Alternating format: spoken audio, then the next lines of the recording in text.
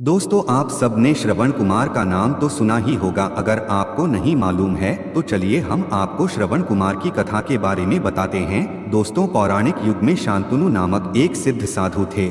इनकी पत्नी भी एक सिद्ध धर्मपरायण नारी थी। कहानी उस समय की है जब शांतनु और उनकी पत्नी बहुत वृद्ध हो चुके थे और उनकी आंखों की रोशनी भी चली गई थी।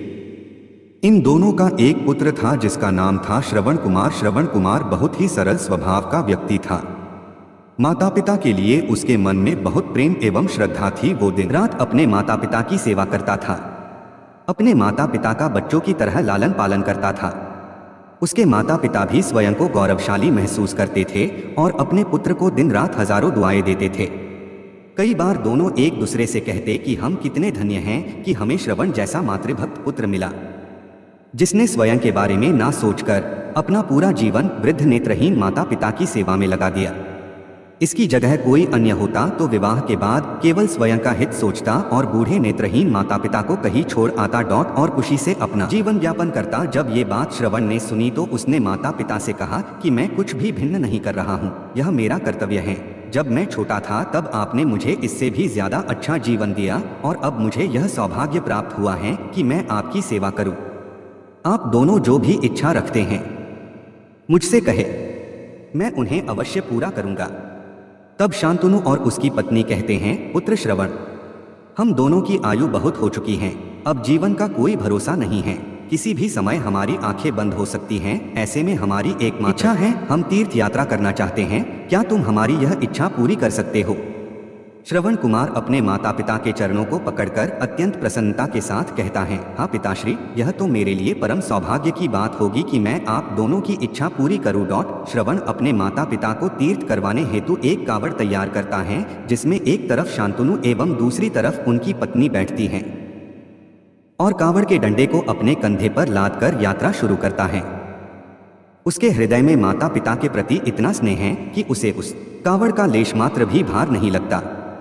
अपने पुत्र के इस कार्य से माता पिता का मन प्रसन्नता से भर उठता है और वे पूरे रास्ते अपने पुत्र श्रवण को दुआएं देते चलते हैं। तीर्थ करते समय जब वे तीनों अयोध्या नगरी पहुंचते हैं तब माता पिता श्रवण से कहते हैं कि उन्हें प्यास लगी है।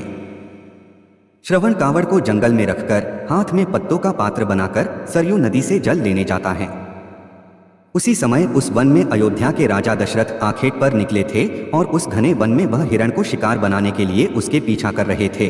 तभी उन्हें घने जंगल में झाड़ियों के पार सरयू नदी से पानी के हलचल की आवाज आती है। उस हलचल को हिरण के पानी पीने की आवाज समझकर महाराज दशरथ शिकार के उद्देश्य से तीर चला देते हैं और उस तीर से श्रवण कुमार के हृदय को आघात पहुंचता है, जिससे उसके मुंह से पीड़ा भरी आवाज निकलती है, जिसे सुन दशरथ स्तब्ध रह जाते हैं और उन्हें अनहोनी का एहसास होता है और वे भागकर सरयू नदी के तट पर पहुंचते हैं, जहां वे अपने तीर को श्रवण के हृदय में लगा देख भयभीत हो जाते हैं और उन्हें अपनी भूल का एहसास होता है। दशरथ श्रवण कुमार के समीप जाकर उससे क्षमा मांगते हैं। तब अंतिम सांस लेता श्रवण कुमार महाराज दशरथ को अपने वृद्ध नेत्रहीन माता पिता के बारे में बताता है और कहता है कि वे प्यासे हैं, उन्हें जाकर पानी पिला दो और उसके बाद उन्हें मेरे बारे में कहना। और इतना कहकर श्रवण कुमार मृत्यु को प्राप्त हो जाता है। भारी हृदय के साथ महाराज दशरथ श्रवण के माता पिता के पास पहुंचते हैं और उन्हें पानी पिलाते हैं। माता पिता आश्चर्य से पूछते हैं, उनका पुत्र कहाँ है? वे भले ही नेत्रहीन हो पर वे दोनों अपने पुत्र को आहट से ही समझ लेते थे। माता पिता के प्रश्नों को सुन महाराज दशरथ उनके चरणों में गिर जाते हैं और बीती घटना को विस्तार से कहते हैं।